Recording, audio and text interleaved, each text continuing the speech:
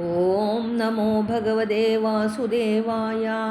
നമോ കിഞ്ചന വിത്തായ നിവൃത്തഗുണവൃത്തയേ. ആത്മാരാമായ ശാന്തായ കൈവല്യപദയേ നമഃ. ആത്മാരാമനായി സദാ കൈവല്യനാഥനായി, ധർമാർത്ഥകാമാദിയിൽ ആശയറ്റവനായി, ശാന്തനായ കിഞ്ചനധനമാം ഋഷികേശ, നിന്തിരുമേനിക്കിതാ പിന്നെയും നമസ്കാരം. ധർമാർത്ഥ കാമ വിഷയങ്ങളിൽ പ്രസക്തിയില്ലാത്തവനും ആത്മാനന്ദത്തിൽ സന്തോഷിച്ചിരിക്കുന്നവനും രാഗാദിവൃത്തികൾ ഇല്ലാത്തവനും മോക്ഷത്തെ നൽകുവാൻ സമർത്ഥനുമായ ശ്രീഹരിക്ക് നമസ്കാരം.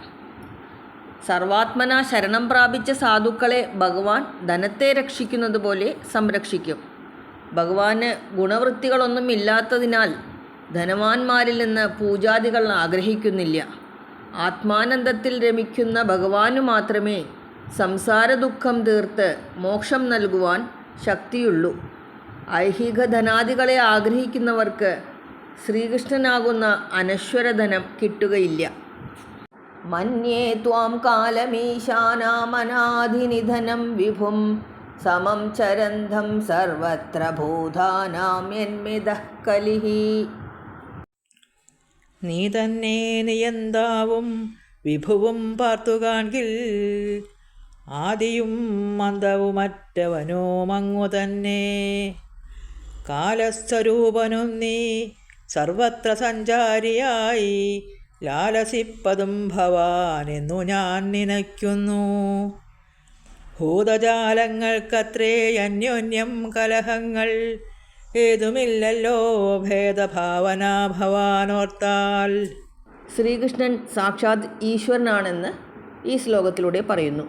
ഹേ കൃഷ്ണ, അങ്ങ് കാലസ്വരൂപനും നിയന്താവും ജനനമരണങ്ങൾ ഇല്ലാത്ത മഹാപ്രഭുവും എങ്ങും ഒരുപോലെ ഇരിക്കുന്നവനാണെന്നും ഞാൻ കരുതുന്നു. ഭൂതങ്ങൾക്കു തമ്മിൽ കലഹമുണ്ടാകുന്നതല്ലാതെ അങ്ങയ്ക്ക് ആരിലും ഭേദഭാവനയില്ല. പ്രബലർ ദുർബലനെ ഉപദ്രവിക്കുമ്പോൾ ഭഗവാൻ ഗർവിഷ്ഠന്മാരായ പ്രബലനെ സംഹരിച്ച് ദുർബലന്മാരെ സംരക്ഷിച്ച് ലോകത്തിൽ ധർമ്മം പുനഃസ്ഥാപിക്കാനായി അവതരിച്ച സർവേശ്വരനാണെന്നും കരുതുന്നു എന്ന സാരം. ന വേദ കശ്ചിത് ഭഗവംശ്ചികീർഷിതം തവേഹമാനസ്യ നൃണാം വിഡംബനം. നയസ്യ കശ്ചിത് ദൈതോസ്തി കർഹിചിത് ദ്വേഷ്യശ്ച യസ്മിൻ വിഷമാമതിർനൃണാം. മനുഷ്യമട്ടിൽ ഭവാൻ കാണിക്കും കളികളൊന്നും മനസ്സിലാക്കിയിടുവാൻ മർത്യനില്ലല്ലോ ശേഷി.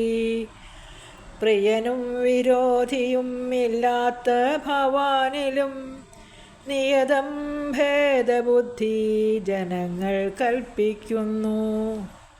ഹേ ഭഗവാനെ, അങ്ങ് മനുഷ്യനാട്യത്തെ അനുസരിച്ച് വർത്തിക്കുന്നതിനാൽ അങ്ങയുടെ അഭിപ്രായം ഒരുത്തനും അറിയുന്നില്ല. അങ്ങയ്ക്ക് ഒരുവനും പ്രിയനോ ദ്വേഷ്യനോ അല്ല. എങ്കിലും അങ്ങ് ചിലരെ രക്ഷിക്കുന്നതായും മറ്റു ചിലരെ ശിക്ഷിക്കുന്നതായും മനുഷ്യദൃഷ്ടിക്ക് തോന്നുന്നു. മനുഷ്യൻ്റെ രാഗാദിവൃത്തികൾ മൂലം കലുഷിതമായ ബുദ്ധി കൊണ്ട് സമസ്വഭാവനായ അങ്ങയെ ഭേദസ്വഭാവനായി കാണുന്നു.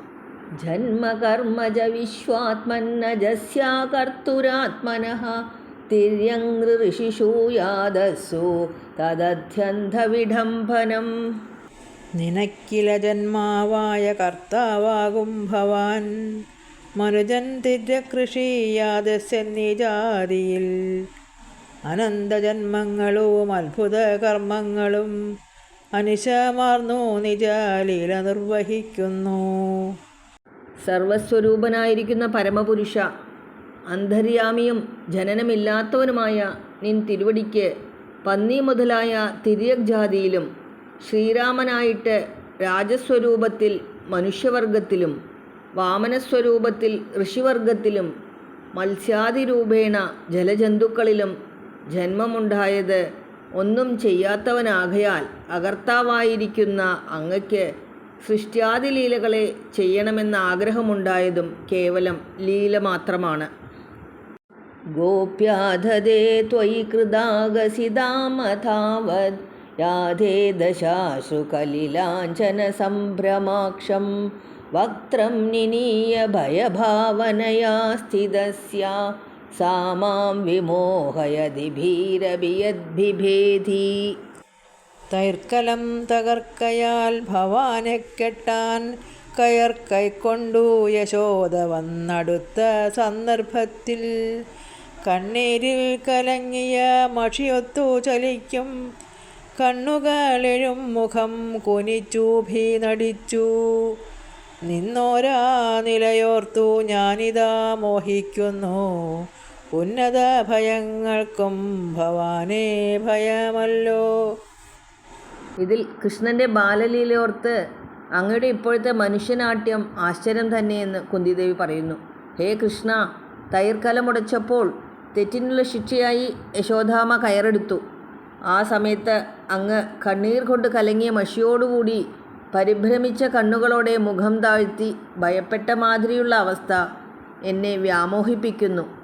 സംസാരഭയം അങ്ങയെ പേടിച്ചാണിരിക്കുന്നത്. അപ്പോൾ അങ്ങയുടെ ഭയനാട്യം അത്യാശ്ചര്യം തന്നെ. ഹരേ കൃഷ്ണ.